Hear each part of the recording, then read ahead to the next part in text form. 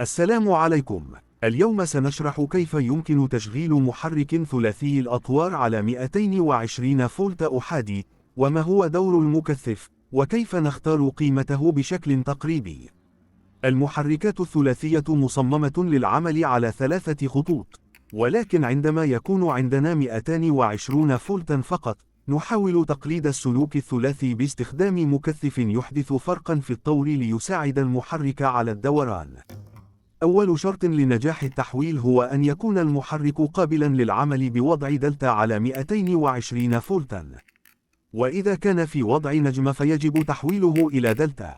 المكثف يركب بين أحد الأطوار لخلق زاوية طور تساعد المحرك على الإقلاع، وبدون مكثف سيهتز المحرك فقط ولن يدور.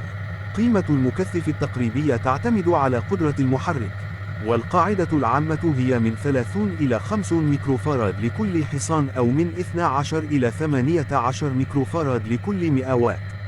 مثلا، محرك بقدرة 750 واط يحتاج بين 12 و 18 ميكروفاراد. القدرة تنخفض بين 25% و 40% عند تشغيل محرك ثلاثي على أحادي. السرعة تبقى ثابتة تقريبا، ولكن العزم يضعف. هذه الطريقة مناسبة للتطبيقات الخفيفة فقط.